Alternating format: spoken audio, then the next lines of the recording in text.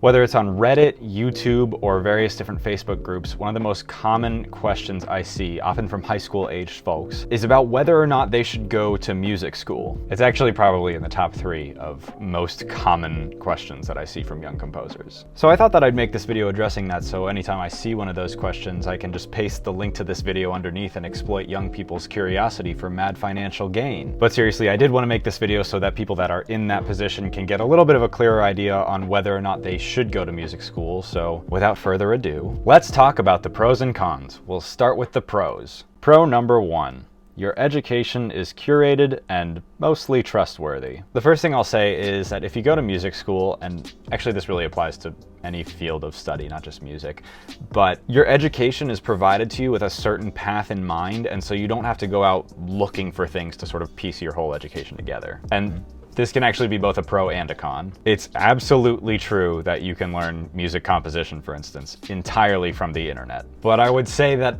more often than not, it is immensely more challenging. It can be really difficult to know where to look for educational resources, and even when you find them, it's not always clear whether or not that thing that you found is to be trusted. And so going through a particular program at a university takes a lot of the guesswork out of that. And I'm not saying that all education at universities should just be blindly trusted. I don't think that at all. And especially in music, I think academia has a really long way to go in modernizing how we think about art and music. But with that being said, the majority of experiences that I had with different professors and different classes were very, very positive. And many professors go above and beyond in challenging any preconceived notions you may have about music, which I think is really important. I definitely had a lot of ideas in my head as an 18-year-old that I find totally laughable now. And I think that that's a good thing. I think I grew a lot from being in that type of environment. That being said, again, you can find tons of educational content on the internet or elsewhere, and often you can curate it to exactly the things that you want to learn. And that's the case a little bit at music school, but it's definitely more restrictive. In my experience, I was totally fine with the amount of flexibility that my courses had. I was able to pursue a lot of my interests that didn't directly pertain to my degree pretty extensively, like taking more conducting classes than was required, plus an extra year of private conducting lessons, as well as non-musical things. Like I was able to do 3 semesters of German, which was awesome. So I think with respect to this particular idea of having your education be mostly curated for you, and for the most part being trustworthy, it depends on how much flexibility you want to have in your education, but for me, the structure was definitely a pro. Pro number 2, networking and social interaction. All right, so as I have mentioned recently on this channel, I am well into my first year of a master's degree program. My number 1 reason for deciding to go back to school was to expand my network. When you attend a music school, not only do you have access to an often well-connected body of faculty who really want to help you succeed, but you also develop really close relationships with your fellow students. And listen, it's a small community. You're gonna know most of those people for the rest of your life, and that's a great thing. If you do decide to go to music school, don't waste all of your time cooped up in a studio or a practice room. Obviously, that's really important too, but in my opinion, the greatest thing about going to music school is that network that you get to develop. And often you have to do virtually zero work to develop it. It's basically handed to you on a silver platter. So if you do go to music school, try to collaborate with as many people as possible and make as many friends as possible, because those are the people that are gonna help you go places. I direct a virtual orchestra of over 50 people. Over 90% of them are friends that I made throughout the first half of my undergrad degree. I say first half because of the pandemic. I would not have been able to do any of my projects with DVSO if I did not decide to be social in school. So seriously, I can't stress this enough. If you find that that type of thing has no value to you, if you are not planning to collaborate with people and make friends and connect yourself to the community, then it's probably not worth it. It's very likely that missing out on those things will make going to music school a waste of time and money. And again, it's not hard. Most of it happens naturally, but sometimes, especially if you're a goddamn composer, it can be really easy to just sit in your room or studio or the library and just write music and brood. And so you need to remind yourself to go outside. and talk to people and make efforts to collaborate with them. And often the people at music school are nice. I guess it depends on where you go, but I very rarely have negative experiences dealing with people. And so that's my second pro of music school, is the network that is just given to you. And again, that's to say nothing of the faculty. Meeting all these different people and making a good impression is what's going to help your career. The difference between practicing for 6 hours in a day and 4 hours in a day is not going to make or break you as a musician, and you could do that even if you didn't go to music school. So if you do go, take advantage. Pro number 3, access to a private teacher. Now, I think some people can maybe get unlucky with this one. I've heard some horror stories, but I will say that my third pro of going to music school is having access to a private teacher. First of all, just having weekly lessons with anyone is a really, really great thing, especially if that wasn't your experience beforehand. A good private teacher will be able to meet their students where they're at, they'll be able to challenge their students, and by the end of their time together, they will have empowered their students to feel confident enough to go out into the world and make music without feeling the need to answer to someone. That was absolutely my experience, and even beyond that, when I was dealing with some pretty serious mental health stuff throughout college, all of my private teachers, and not just my composition teachers, were so incredibly gracious and understanding, and I don't think at any point I had a single bad experience with any one of them. And I had like 6 different private teachers, so that's saying something. That being said, I know this is not the case for every student nor every professor. Again, I've heard a number of stories from different people of situations that are at best uninspiring and at worst downright abusive. So it's really important to meet the people that you would be studying with. I was lucky enough to have that opportunity when I was in high school, at least for my viola professor and one of my composition professors, but yeah. Not all situations are created equal, so make sure you have a good idea of what you're gonna get, because in the various different tours and meetings that I had with different professors while I was looking at universities when I was still in high school, it was very clear to me what working with each different person was going to be like, even just from their personalities. So that was an enormous part of how I made my decision of where to go. Pro number 4. Access to a music building. My last big pro of going to music school is having access to a music building. This will obviously vary depending on where you wind up, and actually it was part of how I made my decision on where to go for my master's degree. But music schools have great resources. The music library that I had access to in my undergrad was like the greatest thing in the world. And having a music library at all is just an awesome thing. You have limitless access to thousands of scores and books, and it's just such a great resource, especially as a composer. Music buildings also often have great recording spaces and obviously different performance spaces as well, which can be taken advantage of. That's something that's definitely more of a pro for performance majors, but it's also nice as a composer to be in a space where performances are constantly happening. In an ideal situation, on any day of the week, you could wander around the music building and find something to go in and listen to, and that's definitely something that I took for granted in my undergrad, but it's a really great thing to be around. Okay, now let's talk about the drawbacks of going to music school. Con number 1. Money. The first and most obvious one is that it costs money.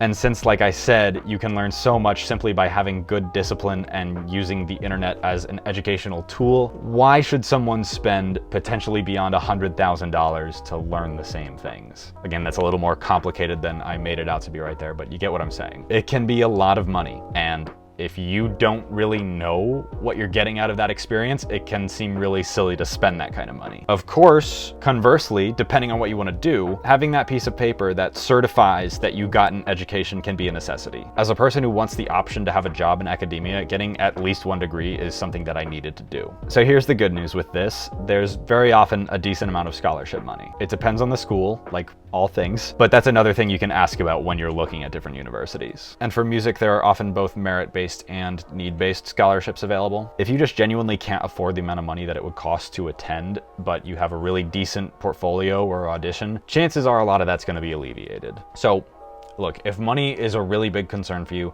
but you have time to work really hard to put together a really great portfolio or practice really hard for your audition, then more likely than not, that's going to pay off. Another thing you can and should do is when you meet the professors that you would potentially be studying with, just ask them what the situation with scholarships looks like. More often than not, they'll be more honest with you than you might expect. And better yet, if you have a sample lesson with those different professors, ask them what improvements you can make to your craft to have a better shot of getting a scholarship. And if that time rolls around and you get some scholarship, but not as much as you need, ask for more. I just did this when deciding which school to go to for my master's degree, and one of the conservatories wound up giving me an additional $20,000 a year, literally just because I asked. So obviously money is a drawback, but there are all sorts of things that you can do to mitigate it being an issue. Let's move on. Con number 2.